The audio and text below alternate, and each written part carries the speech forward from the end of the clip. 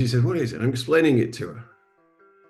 And I figured this thing hasn't been used for 18 months, so it needs a new battery. And there's some batteries back there. And so I'm holding it in my hand while I'm reaching for these batteries. My little girl just comes up to my hand and goes, "Woof!" And it goes off. It was on, and I get a shock out of it. It's not much of a shock. And Yeah. she is belly laughing.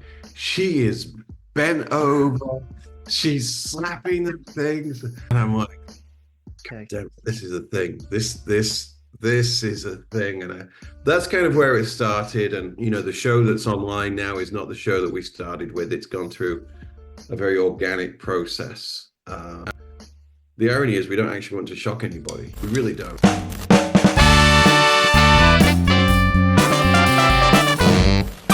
Yeah, just that's the real life version of me, as opposed to well, I guess it's all real, but anyway, it's a different persona. Let's put it that way. Yeah, yeah, 100%. Well, let's just I'm not get right putting shock collars into on people.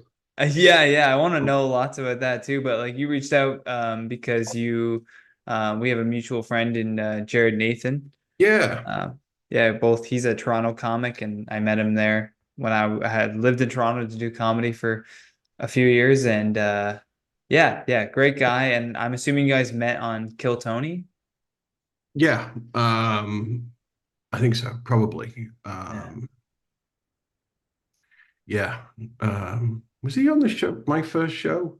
I know I definitely saw him on the second. I think the second show I was on. Um, Yeah.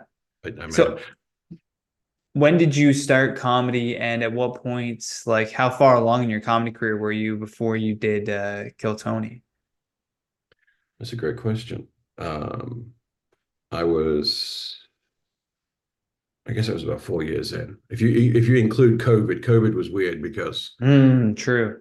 I'm not sure how much development you could do on Zoom comedy shows. You get a lot of writing done, that's for sure. No, you do. You do. I came out of the irony is I went into COVID saying I want to retire all of this make America Great Britain again stuff. I had a whole, it wasn't about Trump, but it was just sort of the ridiculousness of all respect to, to your Trump leaning fans, but Hmm. this is the best, of the several hundred million people that we have in this, is this the best person we could find to lead? I was like, and I was like, oh, I'll retire all this. And then COVID happened. I was like, all right, well, we'll just keep using it for a bit longer because it wasn't, good comedy is a reflection of your life experience. And we really weren't experiencing much other Yeah, than right. being a father to a kid who's learning to read on an iPad with Zoom lessons, which was, Uh, I that mean, I was, feel like that's more of a unique experience to touch on. That was the one thing I was worried about during COVID. It was like, man, a lot of comedians are just gonna have jokes about like the same stuff, about masks, about like whatever, right? Because we're all collectively experiencing the same thing while trying to live our daily lives. I wouldn't, Horrible time. ironically, I wouldn't have a career without my mask. Okay.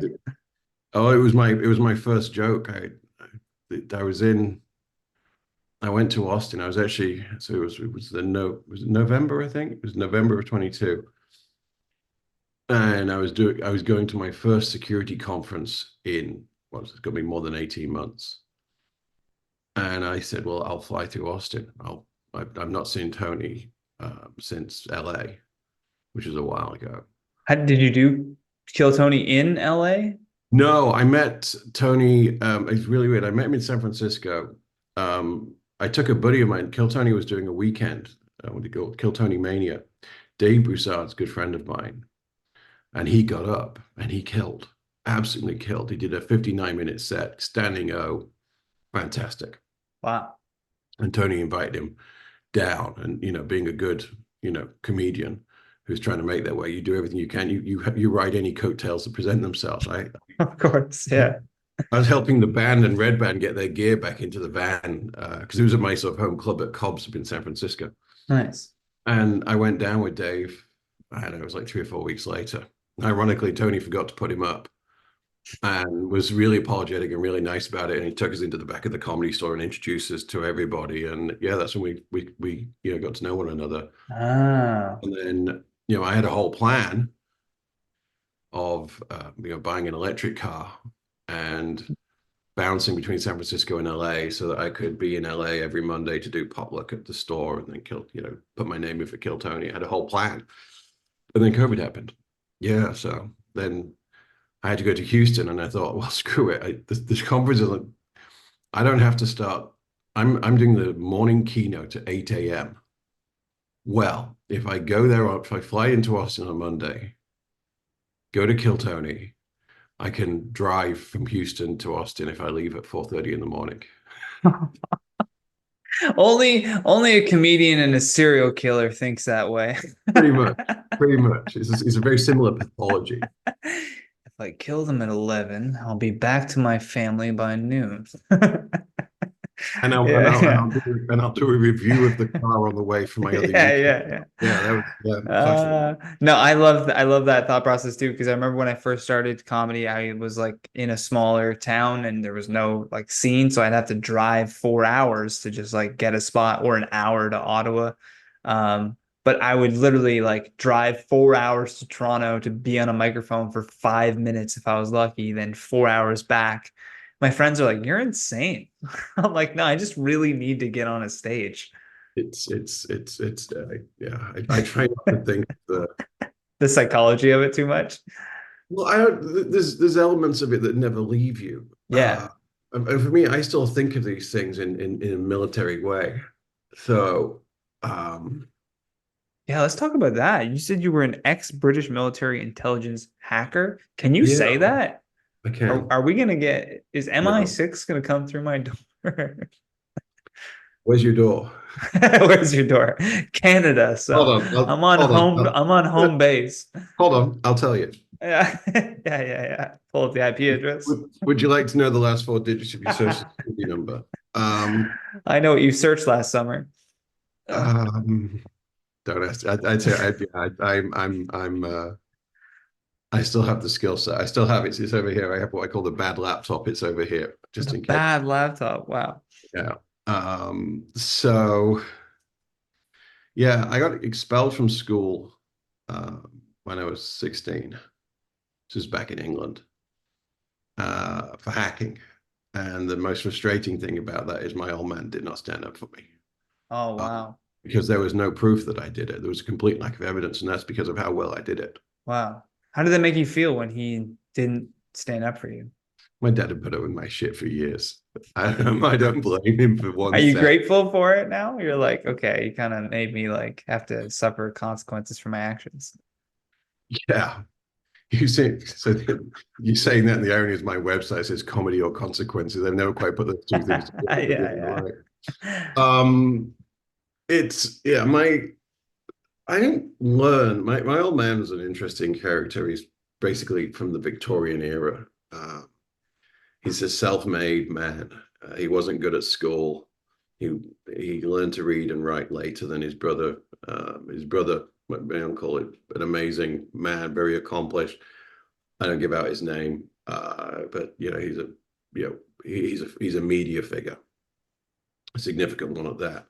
And he went to he got accepted into the grammar school and made a life out of it. And my dad just worked his way up. My dad started as an assistant manager at a fruit and veg department in a supermarket in the north of England, post-war. And he's incredibly progressive in terms of his attitude to wine and fun and life, but in terms of discipline, positively Victorian. And and I was just rebelling against that. And he was just pretty much over with my shit at that point. This wasn't the first school I'd had to leave. I went to, Hmm. I don't know, I mean, 4 or 5 schools, just through the equivalent of K1, K through 12. Yeah. God knows how many schools. So he was done with me at that point, and he said, "Well, lad, if you're not going to school, you're not living here. So you got 2 weeks to think on." And I remember it word for word and the accent. Yeah. Um, and so yeah, I got into the workforce, working in computers, and what I didn't know at the time is that my little what I did was not anything big. The thing I got expelled from was stupid. I found a way of hacking into the system so that all the computers on the school campus. It was a big grammar school. Um, I think it was like 700 computers simultaneously displayed an image of a guy having carnal relations with a chicken. Yeah. And this isn't like a good thing. This was like a tiny 120 Yeah, yeah. DPI grayscale 3 frame animation. Like you could barely, it basically looked like a guy was rearranging pixels, but you know, And that was the and first big laugh you ever got. yeah, and then but there was no evidence it happened. It was like everybody had seen it happen, but there Uh-huh. was no data in the system that it had happened. And what I didn't know is that somebody the school had its own relationship with the forces, and yeah, I got tapped on the shoulder and said, "Right, let's see what kind of asshole you are." And so I signed up for the Royal Air Force. I went through selection training to be a Tornado Navigator GR3 fast jet, low level fighter bomber. But my spine was too long. You go through selection training, you pass all that, and then the flight surgeon measures you to see what makes up your 6'4" and change. Mm. My spine was too long. As the flight surgeon said, "Well, lad, I'm afraid to say you're not going to be flying fast jets. Your back's too long. You're built for bacon." And What is it about having a long spine that disqualifies you from doing well, I'll that? tell you because I remember the next words he said, and he said, if you have to eject, your head's too close to the canopy, you'll get a haircut you never recover from. Because you have an explosive charge that blows out the canopy, and it would be too close to my head. Oh So that God, is why. yeah. If you, That's if horrific. I have, Somebody had to that had to happen to somebody though for them to figure that out for sure. I don't think someone just guessed like maybe if a tall no, person's in there. I know the kind of people that do these designs, and they knew what they were doing. Okay, okay. I just have a very short inside leg. It's one of those things. I'm 6'4" and I only have a 32-inch inside leg. It's like it You're doesn't all make upper sense. body. All upper body. Yeah. Yeah. So good for rugby, but crap all for fast flight experience. And they said, well, it's not all bad, lad. You can still fly. You could fly fuel tankers and being fucking 16, 17. I was like, I am not going to get laid flying a fuel tanker. Like that is not. There's no No, Top Gun movies about the no, fuel that tank was the whole thing. flyers. There's Yeah, no yeah. Top Gun, You should make that film though. Oh my God, yeah, no. The tankers. Yeah. Actually, there's some of the most heroic people, like, especially the KC-35s had a bad habit of exploding. And you are literally flying a gas truck in enemy territory. It's like, Insane. yeah, with no defensive capabilities other than other support aircraft. Yeah. Oh my God. Other than directly crashing into They something. have the joystick for those is on the side because there's no way you could have a joystick that came up between the legs with their giant balls. Yeah. Yeah. But like But yeah, so when you're working as like you're in the thick of it of working as a military intelligence like hacker, are you saying like was it how long of a career was this for you? Or was it's that not. your experience? No, God, no. Oh, no, that was it before it all started. God, Okay, no. okay, okay. So it's an interesting situation. I did I what they call a contracting asset. So I wasn't allowed to sign up because I'm autistic as fuck. Oh, sorry. Let me say that because I am differently minded. That's what it said on the paperwork, and I could not take uh, orders, and I couldn't, respect chain of command and all these other things. They tried to beat it out of me, but it wouldn't die. And but they would. I had a particular skill set. I'm good at hacking into databases and bypassing firewalls. That was my thing. Still is. And so if there was a thing that required my talents, then they would bring me in as a contractor, and I would get sent to interesting places. Um, What's the and most interesting place that you got sent to? That's a really good question. I got involved in a few war zones that never became war zones. Those are the best ones. Okay. That's when you know you've done your job right. What's the one? So the one it'll be my special. No, it doesn't have a date and time.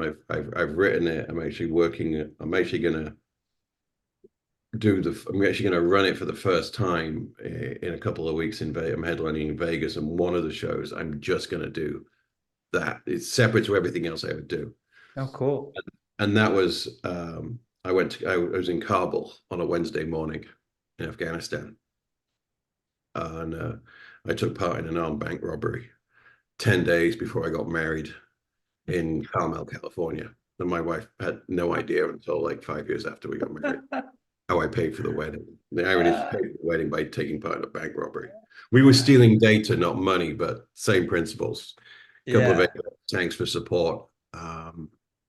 Working with units from the British Royal Signal Corps and their American counterparts and the intelligence services. And yeah, they basically took this idiot that I was and a load of laptops and some storage drives and got me into a bank, got everybody down on the ground, got the civilians out, and yeah. So there's a whole yeah, it's turned into a pretty good bit. I enjoyed. Yeah. I've been telling bits of it for years after dinner speeches at security conferences, but it didn't have punchlines. It was like a TED talk on steroids, but now it's got Yeah. punchlines. So Yeah. when in your career as doing this were you like, I can't really like I should adjust into what you're doing now? Oh, you think I have? Oh, that's interesting. Well, you it says X. X usually means like you've departed from it. I've promised my wife I won't do it anymore.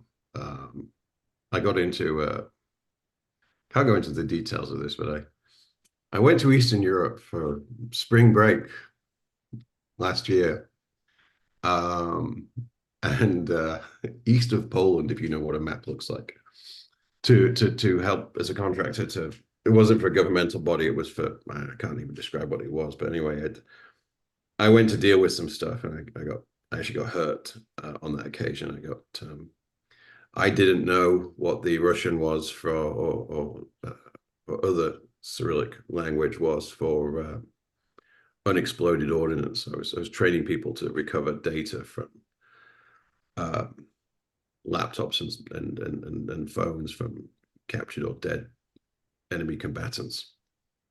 And they asked me if I wanted to go into the field, and I got into an argument with my wife a couple of days earlier, and they were paying very well. And my wife had a new kitchen to pay for, and she was mad with me because I went to Austin the day after Christmas, and then she ordered the kitchen, and I'm like, "Fuck, I'm gonna have to pay for this. I'm not paying for this out of cash flow." Yeah, yeah. Even yeah, Kill Tony and Tony Hinchcliffe were involved in me deciding to take a fucking mission. Yeah, I got in trouble for that, and yeah. In fact, I saw Tony. It was like a couple of months later. I saw him in Denver at a gig, and I was still having trouble walking and I had chemical burns all down my arm and down my side because there was some what do you call it? I forgot the name of it now. It was a chemical, not a chemical weapon. It was an incendiary. An incendiary Mm. shell had gone into this building. It hadn't exploded. What it had done is it had leaked everywhere, and it was in the water, and the sprinklers were Mm. dripping this stuff, and I was being dripped on. I didn't know at the time, and I ended up with burns all down this side of my body. Oh, Yeah, jeez. it's it'll be a great bit one day. I've already written. There's some really good premises in there, and yeah, Man, you are a comedian because even in the like worst situation, you were probably thinking like, I hope I can get a bit out of this one day. I don't think of it in those Or terms. or or is comedy for you now a way of like processing those crazy moments? You know what I mean? Like a way of contextualizing it into a format where it becomes funny versus just insane, you know, because that's not a normal like people's jobs. They go to an office, maybe they like play tennis in their free time or they like playing baseball with their friends, and you're like, I'm gonna take a mission in in Russia and maybe I'll get some incendiary on me or hack a computer and rob a bank. Like, I yeah, it no, it's I didn't plan forward for any of this. I did that thing. So that was the first thing I've done since I got married. I should make that clear. I did the thing just before we got married, and then I didn't do anything else. And I'm a dad, and I've got responsibilities. Yeah. And I just got into an argument with my wife, and Yeah. screw it, like, because they still ping me and ask me if I want to do these things, and yeah, there's a bit of the backstory on this is we remodeled the kitchen, like middle class white people do, and It's what you always got to do. we had to have it ready for Thanksgiving or for Friendsgiving, but we couldn't. But because of the supply chain issues, all the units and things my wife wanted were on back order. And Mhm. the distributor said if we paid over sticker, a substantial amount over sticker, then we could have them quicker. And I said, well, we can keep using the oven that we had and the stovetop and stuff, and we'll swap them out after Easter when they're available. And yeah, went, I'd been asked to help out. There's a charity, an actual real thing they do is this um, organization that breeds and trains service dogs.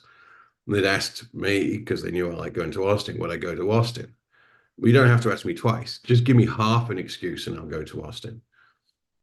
And I went to, I took the service dog out. My wife thought I was just going to fly there and fly back the same day. Well, there's no way. I would said I'll do it the last Monday in December. And I did not look at a calendar. And the last Monday in December was the 26th. So yeah, I get there and the show happened and I'm hanging out with, the great and good at a club at 2 o'clock in the morning, and I get sent a screenshot of the order that she'd placed. So I called my guy from the airport like 4 hours later. I called him and said, do you have anything on? And he said, you know what, I've got just the thing for you. So yeah, that's how it happens. But it's yeah, it's not normal. The irony is I use my let's say life and career lessons to educate people. Mm. So I educate, or well, I was, still do actually. I educate organizations on how to protect themselves against people like me and my skill set. I design security solutions so it's a poacher turned gameskeeper sort of situation. Have you ever like hacked into a business's like something simple like their email system or whatever, and then been like, I also can sell you like cybersecurity conferences. This is how easily it was to hack into your system. Like if No, I can I do it, so anyone can do it. yeah, there's a line which I don't cross for professional reasons. It's called there's a black hat, and you've probably heard of black hat hackers. There's also gray hats and there's white hat hackers. And No, explain that. Yeah, I've never heard of that. well, a black hat hacker is somebody who's out to do you harm, and you're either Mm. going to pay them to protect the information that they now have, destroy it, recover it, whatever. Well, they might not want money; they're just doing it because they want to mess with you. It's malicious regardless. White hat hackers are the good guys, and so they'll protect. So we use our skill set to protect you. So what'll happen is, I like a supermarket chain years ago. Supermarket chain. I used to have these. Can't talk about all these things, but I used to have a system in place on Google that if people searched for a particular string of text, very specific string of text, as an error message, that I would get a report that somebody with this IP address or this DNS value, so you knew which company they were from, just searched for this error message. And that tells me that .com, whoever it is, in this case, the supermarket, has got this vulnerability in their database. Mm. And I would call up their head of security and say, I don't know if you're the person that's searching for this, but let me tell you what the situation is. And this is just advisory. I don't want to sell you anything. And I do, but Yeah. Soft you, sell. you've got to soft them into it. Yeah. And yeah, so that's how I used to make business, is by saying, you've got this issue, I can document it.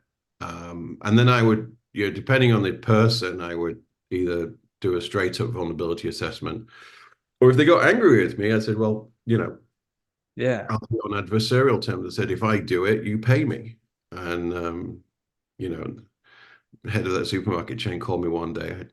I got into their building under the premises of being of an interview, and I had a laptop with me, and I can't go into the details of it, but I called the guy 6 hours later. I said, "You'll have the full report in 3 days, but just so you know, I can tell you that the average price you paid for lettuce was 26 cents."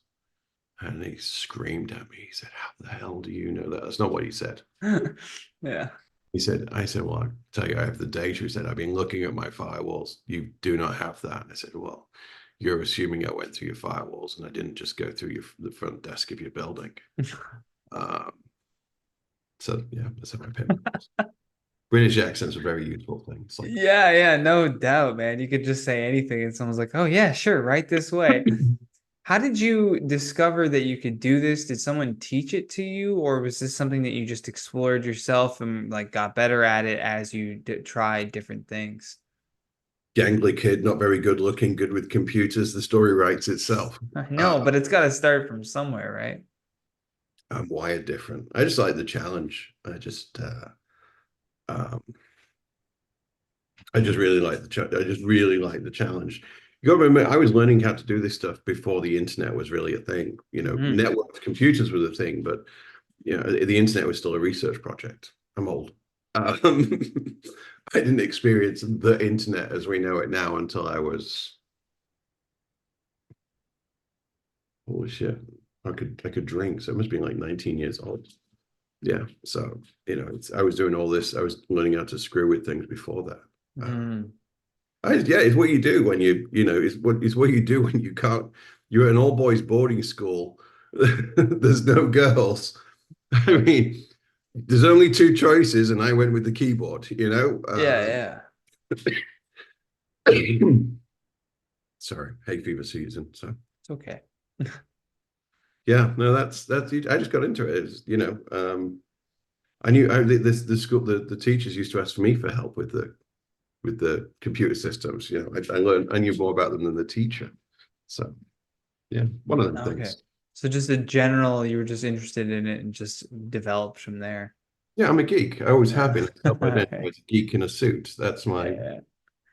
Now, what about shot collar comedy? How does that idea come to you? I mean, it's a hilarious idea to put a shot collar on a comedian and then pass the buzzer to the audience. Yes. How did that concept come about? Give you the long version of it. The Yeah. the first version, well, not the version of it. So the trip I told you about before was my second trip to Afghanistan. My first one was to a more remote part of the country called Helmand Province, and the agencies at the time were trying to slow down and stop the growth of the opium trade. And I was helping them gather data because, believe it or not, bad guys use computers. They're not writing things on the side of donkeys. No, no, they have laptops and cell phones. And so I was out in the god awful place. It really was. They call it Hellman. They might as well call it hell. Um, and I was stuck there for 4 days longer than I wanted to be because there were supply issues and transportation issues. The fighting season, because there's a season for it, was in full swing. And this is what my so I'm going to say something horrible about Americans for a minute. The original title for my special was going to be Hellman Martini, but the producer I'm working with has made me change it to Afghan Martini because not enough Americans know where Hellman is. I'm like, okay, fine, Yeah. come in. It's a good note. Yeah. Um, and a Hellman Martini is two measures of medical grade alcohol, a slug of ether, served in a chilled martini glass because we're not animals. But it's with an opium rim, just to give it that. So no one in that unit has PTSD. They just also cannot remember their children's names. It's the sort of socially acceptable version of CTE. Anyway, um, so In a martini glass. we'd had a couple of those, and we are bored. And there were some shot collars, and we were just horsing around in the dorms and the barracks. And so that happened, and that happened like 12 years ago, I guess, ish. And I never thought about it again. And then the irony is, I needed to produce a show. I've had a fantastic comedy mentor And in a green room a couple of years ago, and he said to me, "You have to make something bigger than yourself. You have to create something bigger than yourself, and then you will grow with that. You'll ride your own coattails. That way, you have control of it as much as you can, um, and that's how you build a brand and build an act and everything else." I'm like, okay. So I've been thinking about this for a while. I needed to create a show and a brand, not just be a better comic. Because like I said, I'm older and I live in San Francisco. I don't live in the comedy capital of the world. Opportunities, there's far less opportunities here. Yeah, I hear you. I'm in Ottawa, Canada, bro. I'm doing Uh, my best. I spoke at a security conference there a little while ago, and I Oh remember yeah. there's a restaurant down by the harbor, and they did the most fantastic lobster with cremini mushrooms. I don't remember the name of it, but I do remember that. Yeah, anyway, I digress. So I my wife's out of town, and I'm looking after the kid, and we had a dog that had a bit of a barking issue. He was a little bit mental, and he was just having a bit of an episode. I can't remember if there was cats or something around. He was just being an asshole. And we had a bark collar, so not a shock collar. Well, technically, I guess it is, but it's a bark collar. And so you set the sensitivity to it, and if the dog barks, it gives them a thing, a zap. And then if they bark again, it gives them two, and they very quickly learn that bark equals zap, and they stop. Yeah. Well, I go into the kennel in the back of the garage, and I'm going through the shelves for this thing, and I grab hold of it. My kid's with me, and she says, "It's like one of these. This is one of the ones from the show because we have to recharge them and check the numbers on them. We have safety and insurance. It's an actual thing." And she said, "What is it?" I'm explaining it to her. And I figured this thing hasn't been used for 18 months, so it needs a new battery. And there's some batteries back there. And so I'm holding it in my hand while I'm reaching for these batteries. My little girl just comes up to my hand and goes, "Woof." And it goes off. It was on, and I get a shock out of it. It's not much of a shock. And Yeah. she is belly laughing. She is bent over. She's slapping the things. And I'm like, Like, damn, this is a thing. This is a thing. And that's kind of where it started. And the show that's online now is not the show that we started with. It's gone through a very organic process. Ironic, and the irony is, and I kind of always like to get this point up. The irony is we don't actually want to shock anybody. We really don't. You look at the last show we did in Salt Lake City in Wise Guys. yeah. There was sitting in an hour in 90 minutes.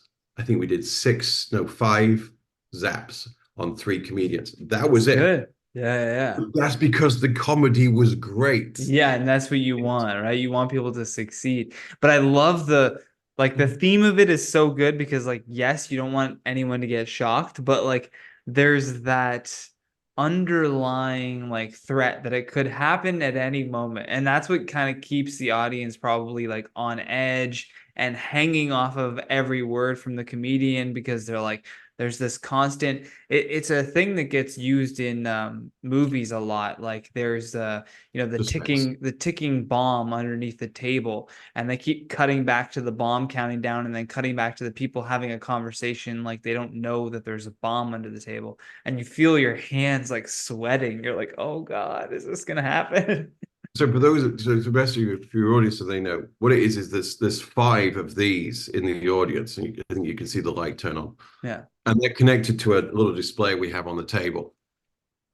So there's five in the audience. If three of them go off, then at the discretion of the panel, which is myself and usually a local headliner, um, then we will administer a shock. But it's at our discretion, and that's because we are comedians. We understand that some jokes have a longer run up.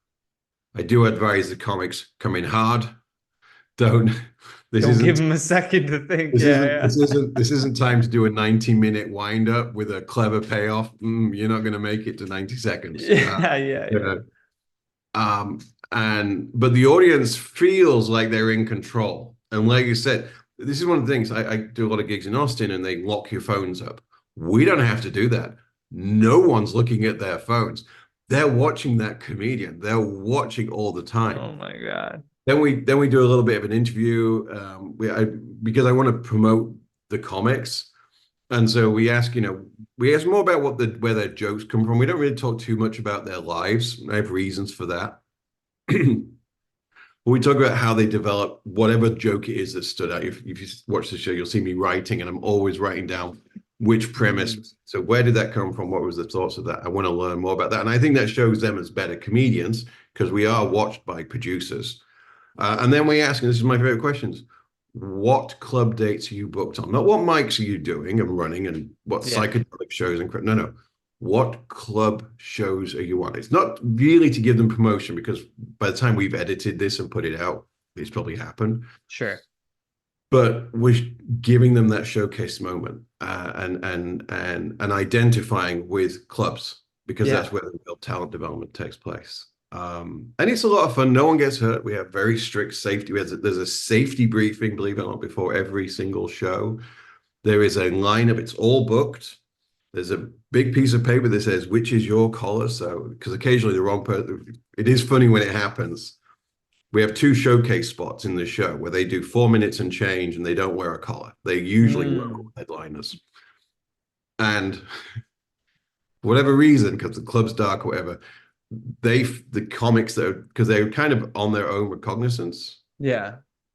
they'll put the wrong collar on, and then someone will get zapped. But what person is not the guy on stage that gets zapped? It's the person in the green room waiting to come up. You'll hear He's just in the green room. from off Has stage. that ever Yeah. happened? Yes, it's happened. Oh my God. Happened. It's happened.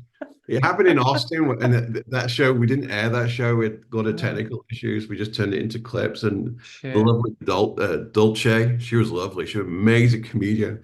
She got the. This is when we just gave the remote to the panel. I kind of didn't maintain control over it, and she got hit like 3 or 4 times. Oh no.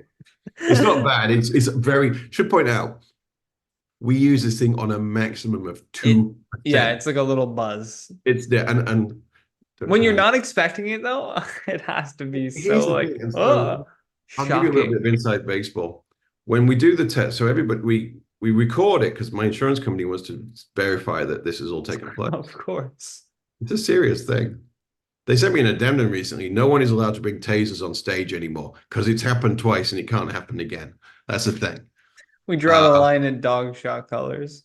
so they we test it out on the fleshy part of your hand. Yeah. And if you're fine with that, then we do it on your neck, and it's in a very specific place. And and then what we do is most of the time on the show, we don't actually use the shot. We don't. It's got a vibrate function, and that actually gets a better reaction because they feel it. They don't just get the Uh-huh. zap. Yeah, yeah, yeah. Feel They it. get the buzz. But Yeah. they think, and it's what you think gives you a better reaction. So some people we will do it's yeah, we've worked out if somebody's got a really big neck and certain ethnicities do not feel the shock collar, but they will feel the vibration. I'm not going to go into the details of that, but that's kind of Uh, things we've learned over the years. you're like, this is real data from the field, everybody. I like to think it's a British thing. We knew how to put collars on people in the old days, and we know how to do it now. We're just You're gonna tell relearning me from how to our put a ancestors. collar on? But Oh, Christ. yeah, it's a great show. Yeah, And it's been really, I can't believe how quickly it's taken off. You think we started this in September, amazing. and we moved it to Vegas in December. People love themes. People love like they know what to expect. This is my biggest indicator of this. So I ran a show for a charity in Ottawa called it was at a Mexican restaurant. It was called Comedy and Tacos. And so simple. Like that was like the charity was like, that's perfect. That's exactly what we want. And then I was like, when I wanted to run another show there, but I'm like, I should rebrand it. Like I should change the name of it because I use that for the charity and I want to separate it. So I was like, oh, maybe I'll do something clever like stand-up comedy near me. I bet like people searching for it, it'll come up in their SEO. I sold 0 tickets to that show. I had to cancel the show. I was like, God damn. So then I went back to it later and I'm like, why don't I just try the comedy tacos thing again? Try comedy tacos. We've been sold out every single time. And I'm not really offering like too much of a theme. I'm selling an expectation. There's going to be comedy and there's going to be tacos. Nice and simple. You know exactly what you're going to get. And I think that's what people kind of want. If they're just looking for something to do, that giving them that sort of like comfort of like it's going to be shot color comedy, the comedian, you're laying out everything for them. It's an experience that you're selling instead of just like, hey, I'm British John and I'm a great comic, come see me. They don't know, you know. I'm not. I'm I'm not. not. I'm Um, not. the best thing and the elements I like most though is when we lean into the audience. Hmm. So if you shock somebody, we're going to ask you why. And No, so yeah. we have someone in the audience. We have most of the time. We're getting more specific about with the venues now about they need to be technically set up for this. Hmm. We have a comedian with a hand mic. So whoever goes up first then takes a hand mic and they go into the audience. And so because I don't know the numbers. I mean, I can find them out, but I throw these out to people before the show starts. Yeah.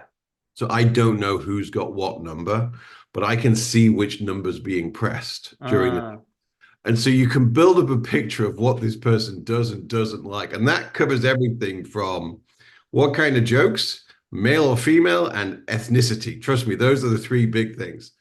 If you didn't know this as a man, women hate women. It's the craziest thing. You look at it's my episode. favorite joke on Family Guy. Have you ever watched Family Guy?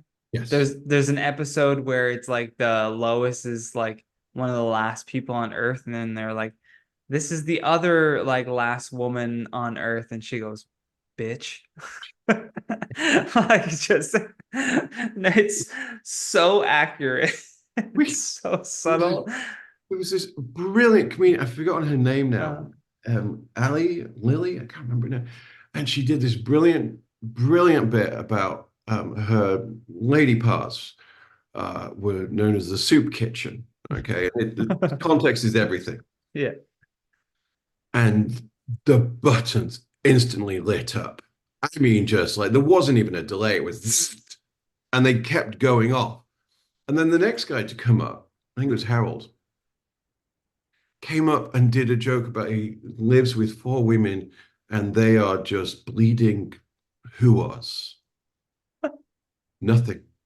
Not a Wow. thing. And I'm like, literally he finished his set and he absolutely crushed. And I said, wait, before we get to discussing your set, what the hell's going on? He talks about bloodless whores and nothing, but she does a great joke about soup kitchens, and you want me to execute her? What the hell is going on?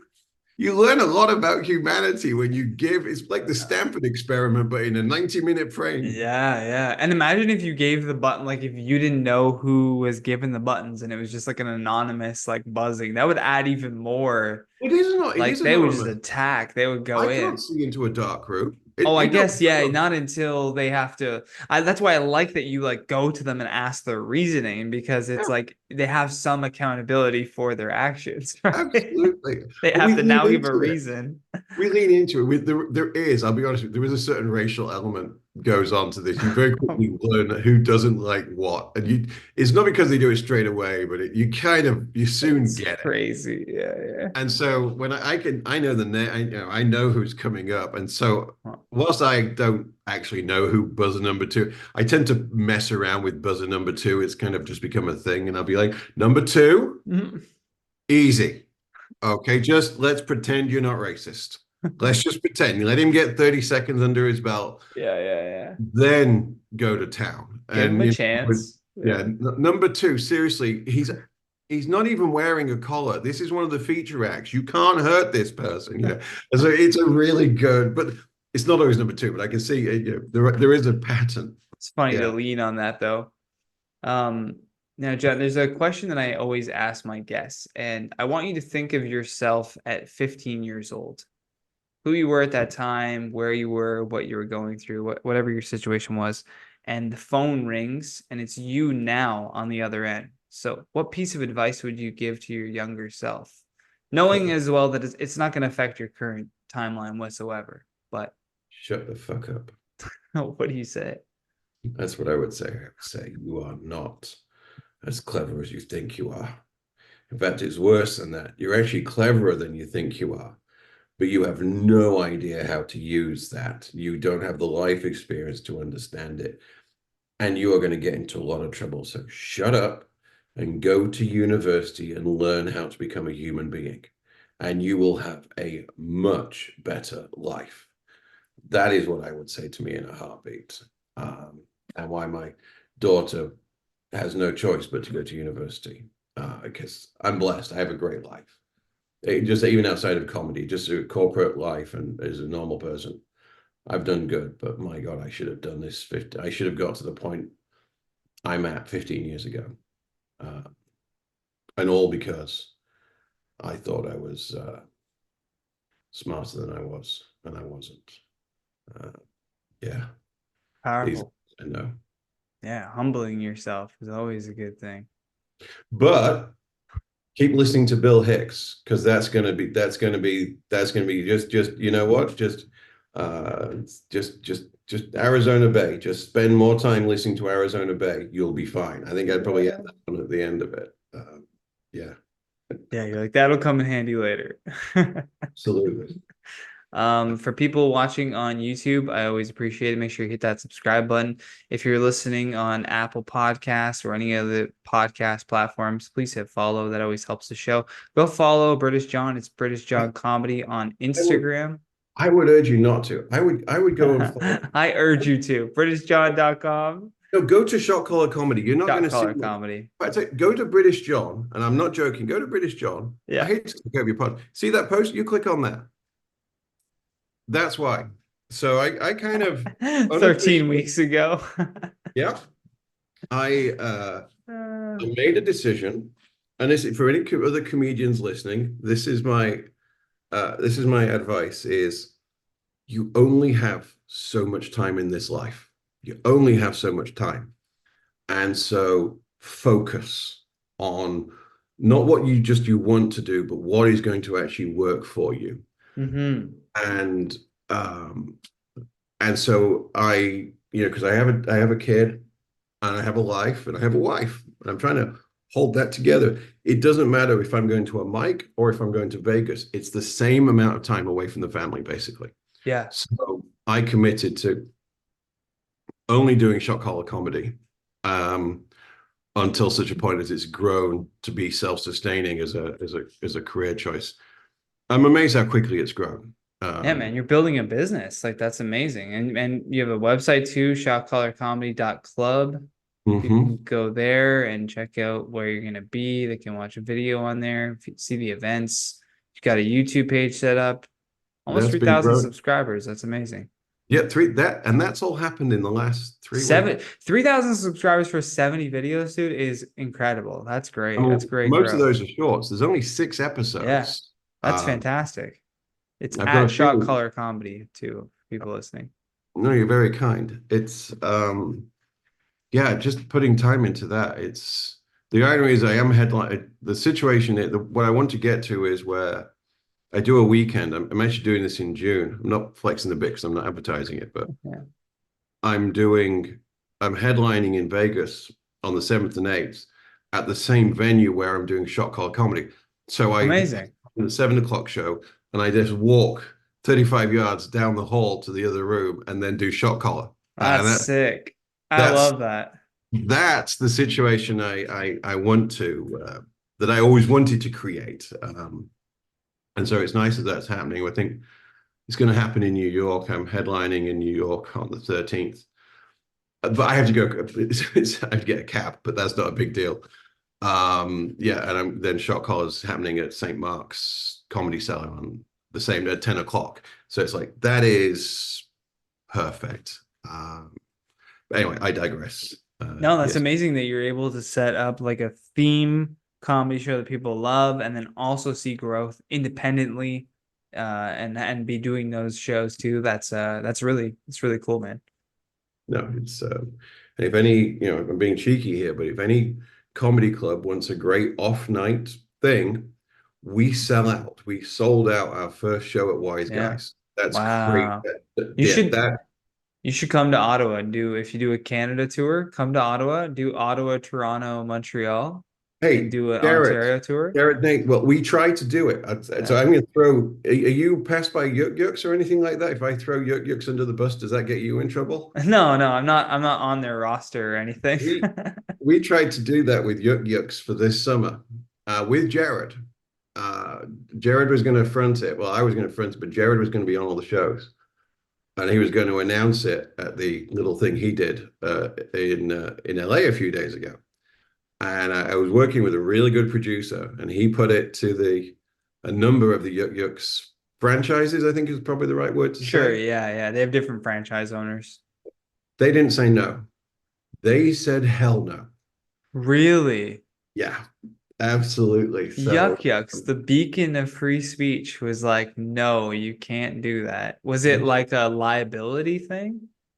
I think, it's kind of one of these interesting things. If you just hear about, we put shot collars on comedians, Sure, yeah, yeah, it sounds wrong, and it does. And it's really interesting. Like, there's a local club local to me, Patrick, runs Alameda. He's great GM, great owner.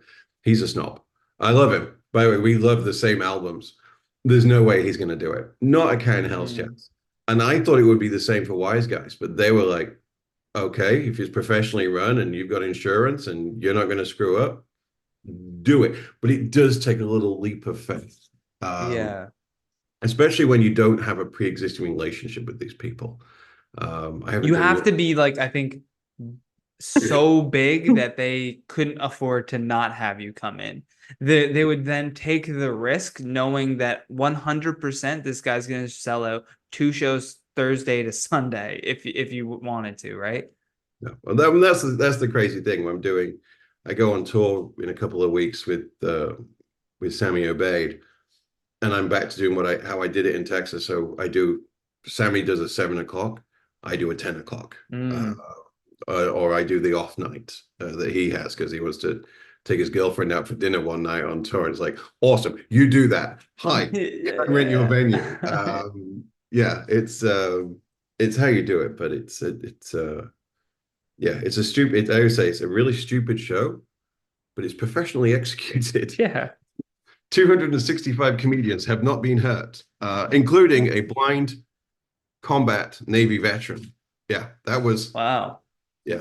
The insurance company told us we weren't allowed to put a shot collar on the guide dog, and we said that's not a problem. We won't do that. Who says insurance people don't have a sense of humor? You can't put it on the dog, but you put it on the human.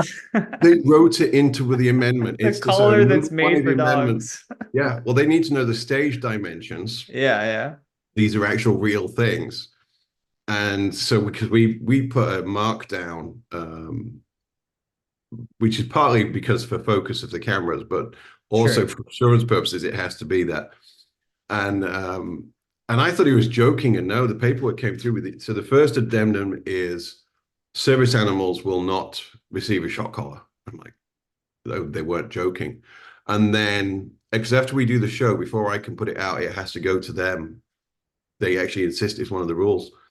And yeah, they said no tasers on stage because comedians keep thinking you shot me, I'll shock you back. Oh, yeah, yeah. And it might be funny, but the insurance company is like, no, we're not taking more They're like risk that now. could get out of hand real quick. Yeah. And we don't have control of that situation. We have rules Yeah. about what we can and cannot do. So yeah, it Yeah, really good. stupid stuff, but yeah. Yeah. Well, man, this is really fun. I banked my episode, so this will probably come out in August, late July. But either way, I'll send the link over to you. Do you have anything else that you want people to check out or anywhere that you're going to be that? Just we're gonna be the home base is in Vegas at Notoriety, the home of Skankfest. Cool. So we are there on a regular basis. We haven't ever dialed in the dates because we are very selective about what we can and cannot do. Mhm. But if you're a producer, if you every time you watch my show, you'll see somebody on my left or my right. You might recognize the headliner, but the other person is the producer who worked on this with me to make that episode happen. Chuck Fury in Salt Lake, TC in Vegas, Rob Morgan in Orlando. You can be that person. I want to bring my show. I don't make any money out of this. I give my gate back to the comedian. Every comedian gets paid on my show. Wow. You're not just getting a bracelet for being on the show. No, no. Every comic gets paid. The producer gets paid. The headliners get paid. And you're not going to believe this, but when you're putting shot calls on people, the venues sell a lot of drinks. I don't know why, but They're we are like, one of let's the get loose. well, I'm not saying, but yeah, notoriety love my show because it's great for sales. They don't sell any Yeah, food, yeah. they sell a lot of beer and wine. So if you want to work with me, reach out because this is a touring show. I need to find new audiences and Yeah. new comedians. I don't want to be putting the same people up all the time, and I Yeah, yeah. can't expect people to fly into Vegas for it. So I live on the road. Huge coincidence. If there's a security conference taking place near you, chances are I'm going to be there, and I'm bringing a flight case full of cameras and shot collars with Hell me. yeah. Yeah, Yeah. yeah. Let me know if you're thinking about like planning Ottawa again, because I know Yuck Yucks probably seemed like the choice, but I bet even Laugh Lounge would do it If if I you've got talked the to the owner connection, there. if you've got the connection, if we can make it work, We'll bring see. Jared Well, wants to do it. Jared Nathan all right. wants to do it. Don't Maybe know I'll if we reach should out let to him and see what he thinks. don't know if we should let somebody like Jared have access to a shot call, Yeah, yeah. but it's a lot of pent-up rage in that little guy. Yeah, Uh, yeah, yeah. He's yeah, so funny. I love he is. I Jared. love him so much. He's a good friend. Yeah. But All no, right, thank you man. so much for having me. Yeah, Very of course. Hope you have a great rest of your day. likewise. Be safe. All right, later. You've been listening to The Johnny Rogers Show. New episodes air every Friday at 8 p.m. Eastern Standard Time.